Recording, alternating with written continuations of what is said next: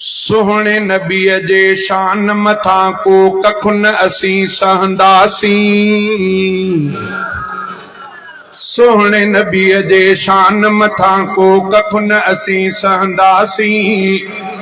पाक पिरीअ जे गुस्ताखनि सां कफन ॿधी लड़ंदासीं। चओ इंशाअल्लाह।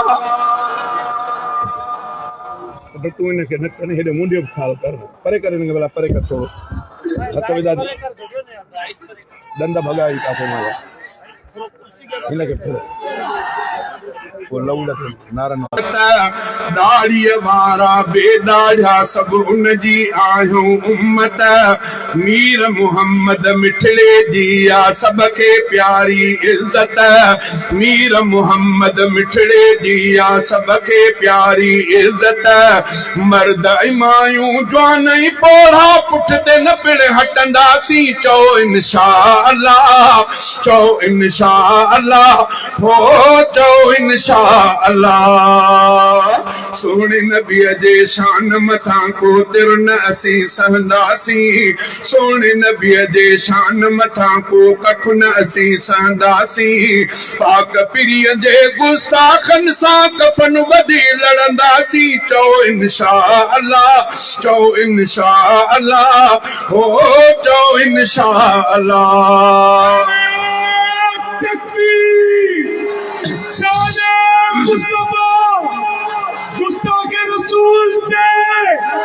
गुस्ताखे रसूल जे हामिल ते चको गुस्ताखे रसूल जो यारा, चको गुस्ताखे रसूल जो यारा।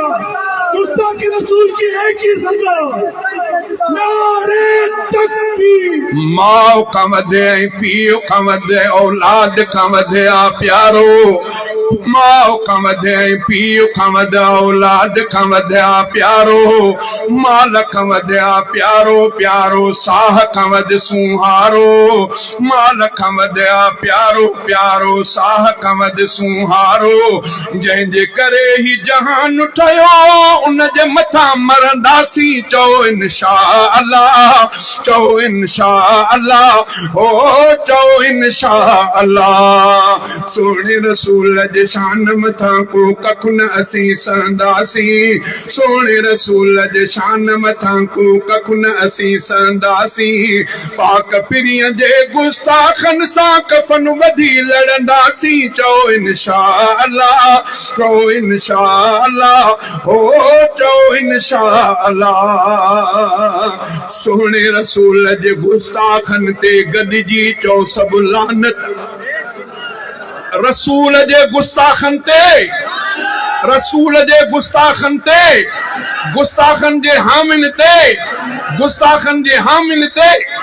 सोहणे रसूल जे गुस्ताखनि ते गॾिजी कयो सभु लानत।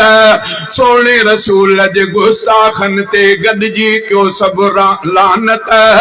सोहणे रसूल जे गुस्ताखनि ते गॾिजी कयो सभु लानत। गुस्ताखनि जे हामिन ते भी गॾिजी चओ सभु लानत। गुस्ताखनि जे हामिन ते भी गॾिजी चओ सभु लानत।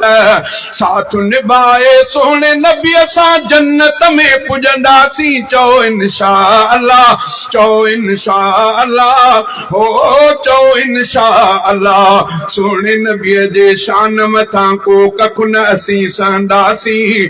पाक पिरीअ जे गुस्ताखनि सां कफन ॿधी लड़ंदासीं। चओ इंशाअल्लाह, चओ इंशाअल्लाह, हो चओ इंशाअल्लाह।